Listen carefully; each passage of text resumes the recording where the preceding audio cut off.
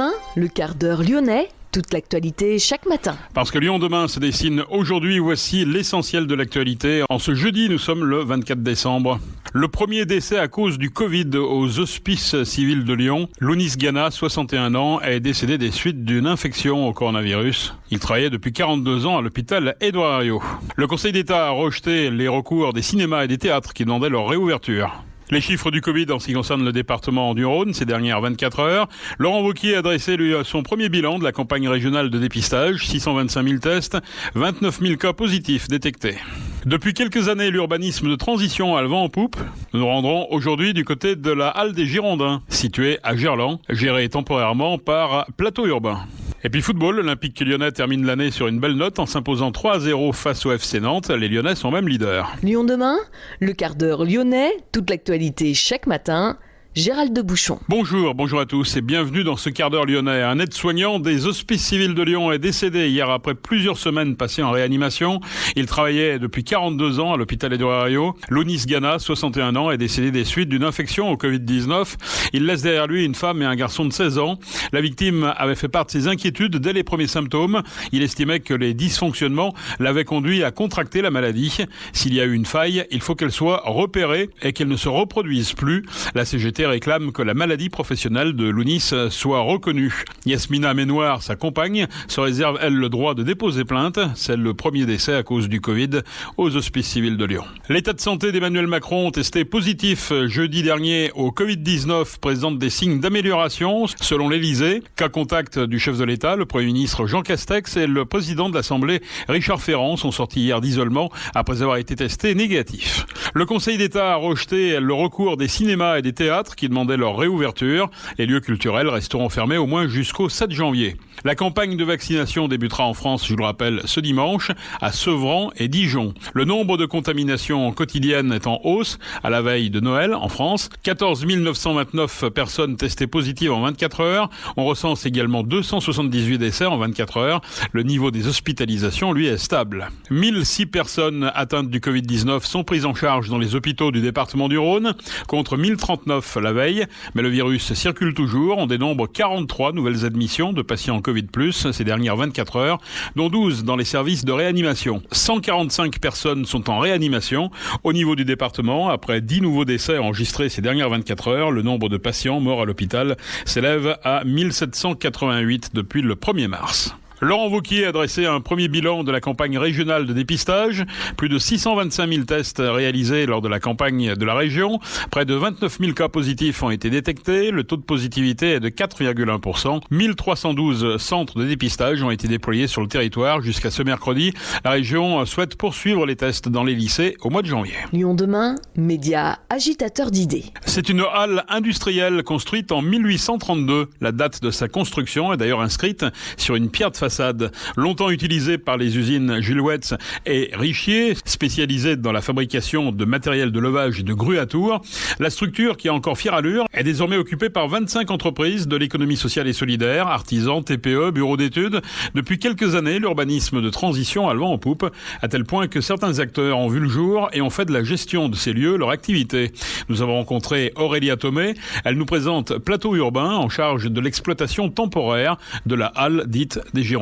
Plateau Urbain, c'est une coopérative d'immobilier solidaire qui est spécialisée dans l'urbanisme transitoire et donc qui monte des projets en ville, dans les espaces vacants de la ville, pour les mettre à disposition de porteurs de projets de l'économie sociale et solidaire, des artistes, des artisans et des jeunes entreprises. Alors un exemple concret, ici cette halle des Girondins, qui est une ancienne halle de construction de grues dans le temps et qui devient aujourd'hui un espace de l'ESS, c'est ça ? Comment ça s'est monté ? Ce projet, c'est un projet qui a été porté à l'initiative de la CERL, qui est donc propriétaire et aménageur de la ZAC des Girondins. Le Plateau Urbain a fait une première étude pour vérifier la faisabilité de cette occupation temporaire et ensuite on a monté un projet, un appel à candidature pour exploiter ce bâtiment et pouvoir accueillir du coup aujourd'hui 25 structures associatives de l'ESS et artisans et artistes. Comment s'opère justement le choix de ces structures qui sont accueillies ? Ça a été un projet aussi très en partenariat avec la métropole, avec le projet Gerland et avec la Chambre des métiers qui nous a aussi accompagnés sur ces sujets d'artisanat et Et donc, on a fait un appel à candidature très ouvert. Ensuite, les personnes se positionnent en fonction de leurs besoins de mètres carrés et puis en fonction de l'usage dont ils ont besoin. Et ensuite, il y a eu un jury partenarial pour échanger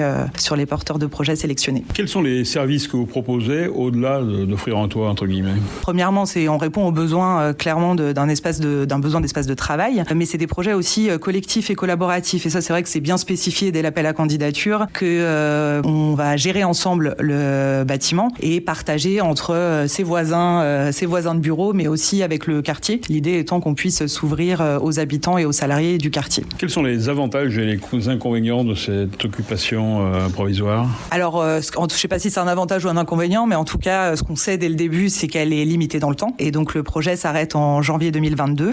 Donc, on sait qu'on dispose de ces 19 mois. Ça a ouvert au 15 juin. On a été un peu retardé par le confinement. Mais du coup, on sait qu'on a ce temps-là pour gérer ensemble, pour créer des liens, pour créer des projets, tous ensemble sur le quartier des Girondins. Quelques exemples d'occupants, que font-ils? Alors, ils sont très chouettes déjà, je tiens à le dire. Alors, en bas, en fait, on a aussi une typologie de bâtiment spécifique. Donc, en bas, il y avait une ancienne halle de stockage qui a 4,50 m de hauteur de plafond. Donc, ça nous a permis de créer des ateliers pour des activités plutôt artisanales, qui avaient vraiment besoin de hauteur de plafond, des choses qu'ils ne pouvaient pas faire dans de l'immobilier de bureau classique. Donc, du coup, en bas, on a des scénographes, on a des constructeurs fabricants, on a des artistes muralistes, une céramiste, je voudrais oublier personne évidemment, et 5 Essences qui fait des jus de fruits et de légumes frais. Et en haut, il y avait des anciens bureaux de l'entreprise qui étaient là précédemment. Et donc, du coup, on a plutôt accueilli des activités de bureau avec des acteurs de l'économie sociale et solidaire, comme la Maison de l'Apprendre, Imagineo et Nacteuse, qui travaillent sur des sujets d'éducation notamment, mais aussi Co-Recyclage qui fait du réemploi de mobilier de bureau, l'épicerie séquentielle dont vous avez entendu parler, qui publie les rues de Lyon, Ciel Bleu qui fait de l'activité physique adaptée, Auticiel qui travaille sur des sujets de troubles cognitifs et d'accompagnement, et Archipel qui fait de la médiation culturelle et de l'éducation à l'image. On a aussi ouvert un troisième petit espace artisanal, plus léger, où là on va retrouver une fabricante de marionnettes, des artistes, des jeunes entreprises comme La Pousse Verte. Voilà, et j'ai oublié évidemment mes 3 structures, j'y pense, là, qui font vraiment de l'agriculture urbaine et de la sauvegarde de plantes, qui sont Ma Ville Verte, Le Gardien des Plantes et La Pousse Verte. Et chez Plateau Urbain, comment vous repérez ces friches? C'est plutôt des rencontres, parce qu'en fait, il y a des millions de mètres carrés vacants. Du foncier vide, il y en a. La question, c'est qui a envie de faire, et donc c'est plutôt des rencontres avec la CERL notamment, mais ça peut être avec plein de partenaires publics et privés qui ont des bâtiments vides, qui sont en attente de réhabilitation, par exemple. Donc on sait qu'il va y avoir 2-3 ans avant que le projet de réhabilitation soit mis en place, et donc qui ont envie d'utiliser ce bâtiment pour accueillir des structures. On parle beaucoup de ces tiers-lieux, ces espaces de coworking. On a pas très loin également le 107. Comment vous vous inscrivez par rapport à toutes ces structures? Le 107 ou EVA, c'est des personnes avec qui on discute, on travaille, et effectivement, c'est chouette de voir la diversité de projets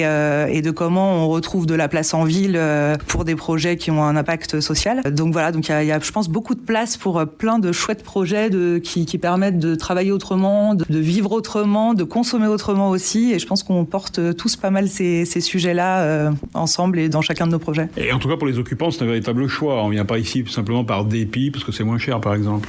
J'espère pas. Non, c'est vraiment... en tout cas, on échange beaucoup. C'est des personnes avec qui, au moment des appels à candidature, on explique bien comment on fonctionne. On a mené plusieurs projets. En tout cas, c'est des questions qu'on aborde, de se dire c'est pas juste du bureau pas cher et qui serait clé en main en plus, parce que c'est pas ça, c'est quelque chose qu'on construit ensemble, le projet. C'est un peu ce que je dis, on fait la grosse boîte, on accompagne ensuite les liens et la facilitation, mais la vie au quotidien, elle est faite vraiment ensemble et avec chacun met la main à la pâte, on aménage ensemble, etc. Et donc du coup, l'idée, c'est vraiment de participer, d'avoir envie de partage et de collaboration pour venir dans des lieux comme ça. Il y a encore beaucoup de lieux, vous le disiez tout à l'heure, d'urbanisme de transition. Il y en a encore beaucoup à Lyon qu'on pourrait exploiter. Il y a plusieurs projets qui se sont montés récemment, ces dernières années, qui sont l'Autre Soir, qui sont l'Halle du Faubourg, un projet à la Duchère, il y en a d'autres, il y a le Fort, il y a eu plusieurs projets d'occupation temporaire, et je pense qu'aussi et partout en France qui sont inspirants, et donc je pense aussi qu'on va réfléchir peut-être un peu plus comme ça, en se disant ok, on a ça de vacant,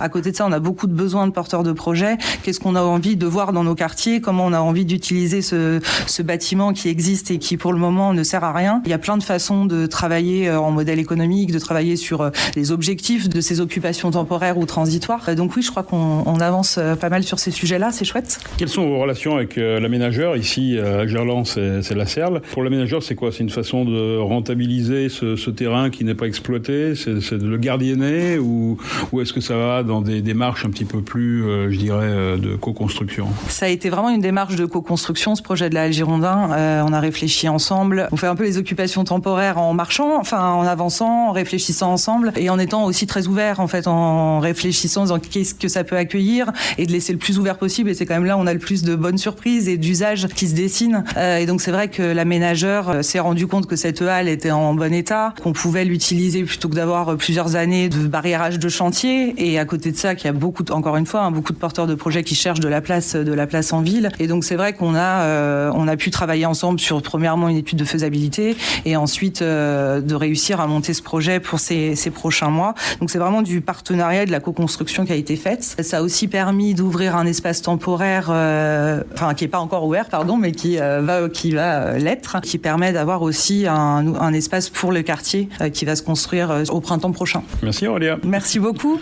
Aurélia Thomé, coordinatrice territoriale. Pour en savoir plus sur Plateau Urbain et peut-être installer votre activité dans un lieu atypique, rendez-vous sur plateau-urbain.com. Lyon demain, un site internet, du son, de l'image, un média complet pour les Lyonnais qui font avancer la ville. Football en Ligue 1, les Lyonnais ont terminé l'année sur une belle note en s'imposant 3-0 face au FC Nantes, sur un score qui aurait pu être bien plus large. Un succès qui permet à l'Olympique lyonnais de monter sur la première marche du podium en devançant Lille au goal average. Les Verts, largement dominateurs, ont mené face à Monaco, réduit à 10, mais ils se sont fait rejoindre. Résultat, l'AS Saint-Etienne est allé faire match nul à Monaco, 2-2. Raymond Domenech est le nouvel entraîneur du FC Nantes jusqu'au mois de juin. Après l'éviction de Christian Gourcuff le 8 décembre, le Lyonnais est missionné pour assurer le maintien du club. En basket à l'Asvel, Fall absent pendant au moins 2 semaines, touché aux côtes mardi soir contre le CSKA Moscou. Le meilleur joueur de l'Asvel ratera au moins la réception de Gravelines samedi en championnat de France et le déplacement à Istanbul pour y affronter le Fenerbahçe 4 jours plus tard. C'est la fin de ce quart d'heure lyonnais. Merci de l'avoir suivi. Exceptionnellement, pas d'édition demain, vendredi, pour cause de Noël. On se retrouve bien sûr dès lundi pour une nouvelle édition. En attendant, restez prudents et bonne fête.